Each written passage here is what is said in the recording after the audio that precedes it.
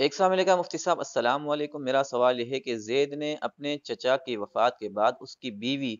یعنی اپنی چاچی سے نکاح کیا، اور زید کا پہلے سے ایک بیٹا بھی ہے اور زید کی چاچی کی ایک بیٹی بھی ہے۔ کیا زید اپنی چاچی سے نکاح کرنے کے بعد اپنے بیٹے کا نکاح اس کی بیٹی سے کروا سکتا ہے یا نہیں؟ محمد عالم صاحب جناب، سب سے پہلے تو یہ چیز سمجھیں کہ چچا کی وفات کے بعد اپنی چاچی سے نکاح کرنا بالکل جائز ہے۔ شرط یہ ہے کہ اس چاچی کے ساتھ آپ کا کوئی اور رشتہ نہ جڑتا ہو۔ مثلا بعض مرتبہ یہ ہوتا ہے کہ بندے کی ایک عورت چاچی بھی ہوتی ہے اور وہی عورت خالہ بھی ہوتی ہے۔ خالہ کے ساتھ چونکہ نکاح کرنا جائز نہیں ہے، تو اگر وہ آپ کی صرف چاچی ہے چاچے کی وجہ سے، تو چچا کی وفات کے بعد اس کے ساتھ نکاح کرنا جائز ہے۔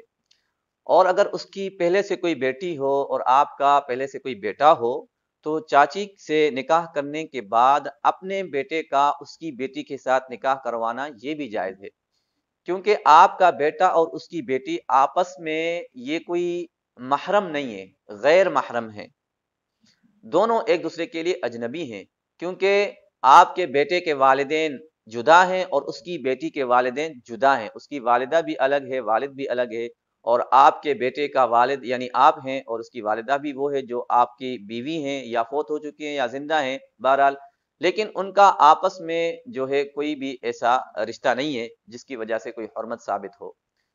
کسی بھی لڑکے اور لڑکی کا آپس میں نکاح کرنے میں تب خرابی پیدا ہوتی ہے جب اس لڑکے اور لڑکی کا آپس میں کوئی ایک ہی والد ہو، یعنی یا تو والد مشترک ہو یا والدہ مشترک ہو یا دونوں مشترک ہوں، پھر دونوں کا نکاح کرنا جائز نہیں ہے۔ لیکن اگر اس لڑکے اور لڑکی کا والد بھی جدا ہے، والدہ بھی جدا ہے، تو پھر ان کا نکاح کرنا بالکل جائز ہے۔